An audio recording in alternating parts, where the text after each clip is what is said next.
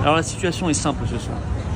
Soit nous sommes, nous souverainistes, à la hauteur de l'histoire, soit on ne l'est pas. Et si nous le sommes, on s'unit enfin. Ce soir, solennellement, je demande à ce qu'il y ait des candidats uniques du bloc souverainiste à ces élections législatives. Pour sortir du piège de Macron qui voudrait évacuer les vrais débats. Non, on va forcer au vrai débat. À condition qu'on soit unis, que ce bloc souverainiste soit là. Et je demande à ce que République souveraine, à ce que Debout la France, à ce que l'UPR soit de ce bloc souverainiste. Si nous présentons des candidats communs partout, alors ils ne pourront pas échapper au débat sur l'Union européenne qui veut devenir un État. Alors ils ne pourront pas échapper au débat gravissime sur la Troisième Guerre mondiale, au débat sur l'existence même de la France, de nos libertés et de la paix. C'est ça l'enjeu ce soir. Oui, alors ça, c'est encore encore un truc. Alors je voudrais dire d'ailleurs à ce propos que j'ai regardé d'ailleurs au passage le score de la liste, d'abord des autres listes. Voilà.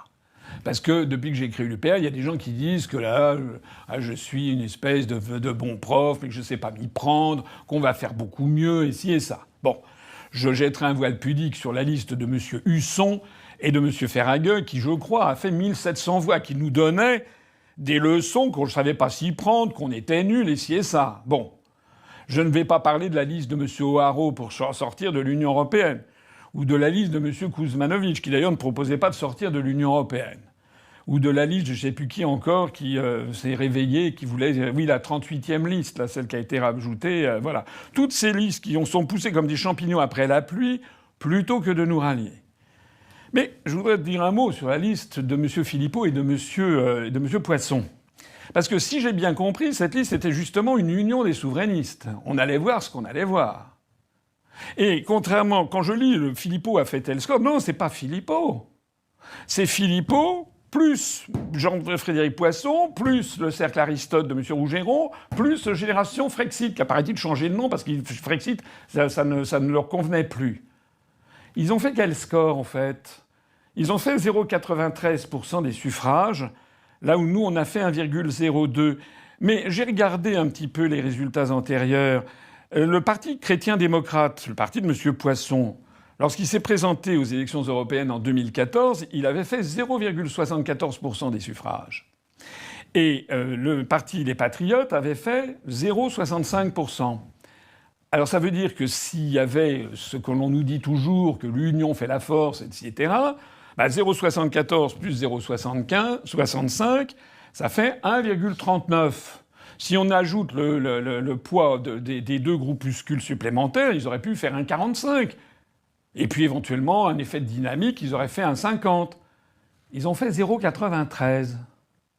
Ça veut donc dire que rien que si on additionne via le résultat de 2014 et le résultat des Patriotes de 2019, on devait avoir 1,39, 0,93, il y a un tiers des voix qui sont parties. C'est donc la confirmation, j'ai déjà eu l'occasion de l'expliquer, lorsque M. Philippot avait soutenu M. Dupont-Aignan, M. Dupont-Aignan était passé de 4,7 aux législatives à la présidentielle Enfin, je me rappelle plus comment c'était. Il était passé de 4,7 à 2, en fait. Il avait perdu 60%. Là, l'alliance entre M. Philippot et M. Poisson a fait qu'ils ont perdu un tiers de leurs électeurs. Voilà. Donc ça, c'est quelque chose qu'il faudrait... Là aussi, je suis rebuté de le dire. Une union, ça ne veut rien dire. L'union des patriotes, l'alliance des droites. Tiens, regardez ce qui se passe à droite. Hein. Une alliance, ça peut faire des additions, ça peut faire des soustractions. C'est ça la vérité. Ça peut faire des soustractions. C'est-à-dire qu'il peut y avoir des gens, je ne sais pas, par exemple des gens qui votaient traditionnellement pour le Parti chrétien-démocrate, de M. Poisson, qui d'un seul coup ont désapprouvé cette alliance avec M. Philippot. Parce que le Parti chrétien-démocrate de M. Poisson, ses valeurs, ce sont des valeurs conservatrices. Il est contre le mariage gay, contre l'IVG, contre la GPA, contre la PMA, etc., etc. Il a le droit, il a parfaitement le droit. Mais il se trouve que c'est pas forcément quelque chose qui peut séduire des personnes qui s'engagent pour la sortie de l'Union européenne. Ça n'a strictement rien à voir. Voilà. C'est la raison pour laquelle, je le dis pour la 500e fois, Nous sommes un mouvement qui est au-dessus du clivage droite-gauche. Nous rallions des personnes venant de tous les horizons. Bon. Et notamment de droite et de gauche. J'ai déjà eu l'occasion de le dire. Il y avait notre numéro 3 de liste, c'était le général Henri Roure, qui venait de la droite parlementaire, qui avait été sur la liste de M. Dupont-Aignan en 2019, qui après avait quitté M. Dupont-Aignan et qui était présent en 3e sur notre liste. Et nous avions en numéro 81, c'est-à-dire la place honorifique de dernier, celui qu'on l'on remarque, où nous avions Pierre-Yves Colombat, qui a été vice-président de l'Association des maires ruraux de France, sénateur de gauche, sénateur apparenté PS, puis apparenté PC. Quelle autre liste était présentée aux Français sur ce programme avec des personnalités aussi variées? Aucune. Nous avions 11 élus locaux. On avait des maires de petits villages, certains plutôt de tendance de droite, d'autres de tendance de gauche. Eh bien, je peux vous dire que si on avait fait une alliance du style avec M. Poisson ou M. Philippot, on aurait perdu, mais peut-être 50% de nos électeurs. Est-ce que les gens peuvent le comprendre ou pas? Il semble que non. Il semble qu'il y a des gens qui n'arrivent pas à comprendre ça. Voilà. De la même façon que si on avait fait une alliance avec LFI, on aurait eu 70% de nos électeurs qui seraient partis. Est-ce que les gens peuvent le comprendre ou pas? Il semble que non. Voilà. Donc j'en reviens là-dessus. Nous avons d'ailleurs été, lors de ce scrutin, comme sur tous les autres, allés sur le site du ministère de l'Intérieur.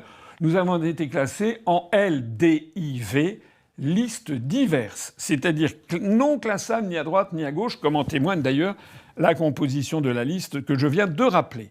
Alors que la liste de M. Poisson et de M. Philippot était classée en LEXD, liste d'extrême droite. Allez vérifier sur le site du ministère de l'Intérieur si ce que je dis est vrai ou est faux.